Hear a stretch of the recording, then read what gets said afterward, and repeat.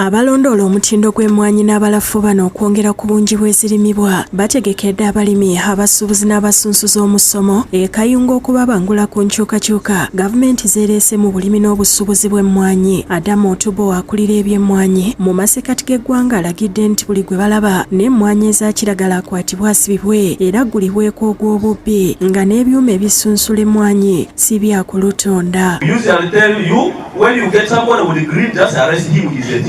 Bw'osingana omuntu yenna ng'alina emmwanyi eza kiragala oyo mumukwate mumukole ki mumusibe. Ssentebe w'ekibiina ki Uganda Coffee Processors and Traders Association mu Greater Mukono James Wangolo n'omumyuka we Kavuma George William bagambye nti n'abasuubuzi b'emmwanyi baakuwandiisibwa baweebwa ekkaadi eziboogerako. Era gwe omusuubuzi asuula emmwanyi ogera kwewandiisa gye tuli ffe abatwala abasuubuzi.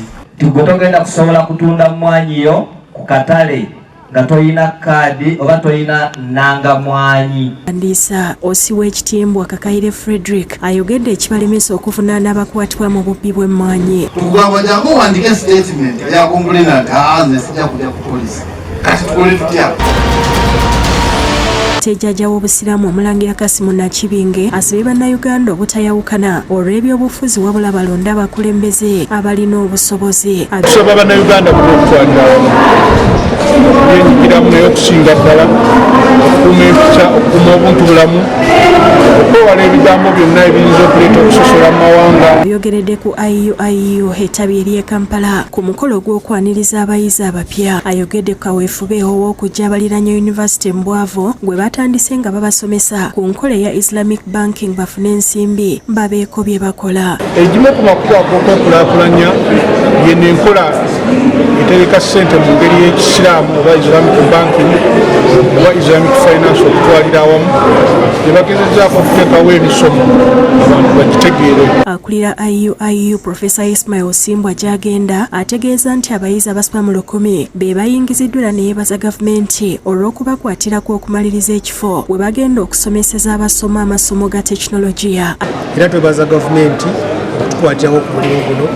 Embaale twakamaliriza faculty ya engineering ne technology okugizimba era tusuubira next academic year inshallah tujja kutandika emisomo mu eja civil engineering, mechanical ne electrical. Kulira ettabi lya Kibuli Dr. Twaha Ahmed Kasule asibiridde abayizi entanda. I call upon you to keep this elevated picture in your mind and make it your goal to stand up while you are in IUIU and after you have graduated. Very many challenges you're going to find, but be steadfast, potential to unlock them. Ate mu kawefube w'okunyweza ennono bannansi naddala ab'ekika ky'engabe basabiddwa okuwandiisa ng'abazzukulu mu bitabo by'ekika basobole okubamanya. Bibabuuliddwa omukulu w'essiga lya Yiga mu kika ky'engabe Hajji Tata Lubega mu lukuŋŋaana lw'essiga olubeerayo buli mwezi e Makindye era ng'enkuŋŋaana zino agamba zibayambye nnyo okwekulaakulanya. Mbegayidde tekikwegayirira nga bulijjo bembegayirira muwandiise abazzukulu oleete ebitabo. Katikkiro w'essiga lino Charles Kasoze akubiriza ab'emituba okuyigira ku balala mu by'enkulaakulana kibasobozesa okutambulira awamu. Tulina kye tukyuka olw'okuba nga tukuŋŋaanira wano. Tujja buli mwezi. Bwe tuba tetulina kye tukyuse awo tubeera mu bivulu. Omuzzukulu Hajji Badru Kamoga yeebaziza banne olw'okwenyigira mu nteekateeka z'essiga. Neebaza bakadde bange baganda bange mwenna abatukwatiddeko ate n'abatasobodde kutukwatirako naye ng'omutima gwagala. Obw'empologoma gisitule ogyagazisa ekika ogoberere nga mpisi. Yo Eklezia Katulika ekuziza olunaku lwa Biikira Mariya owa Sapule ng'omukolo gutandise na kukumba n'okutambuza ekifaananyi kya Biikira Mariya okwetooloola ensambya nga bali wamu n'abaana okuva mu masomero agali ku musingi gw'Eklezia. Oluvannyuma beetabye mu misa etegekeddwa aba Holy Cross Family Ministries ng'ekulembeddwa Reverend Father John Baptist Nsubuga era basoose na kusoma Sapule.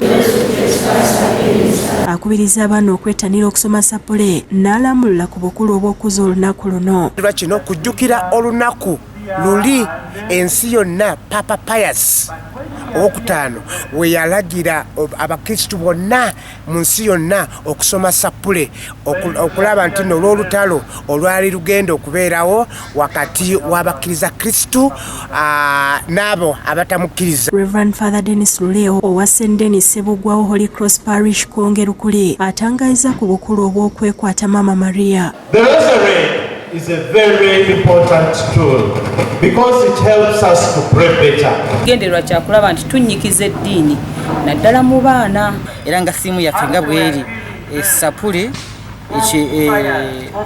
ekyokulwanyisa ekyabalamazi ab'essuubi era ffenna twegase wano abaana bonna tubeere abalamazi ab'essuubi.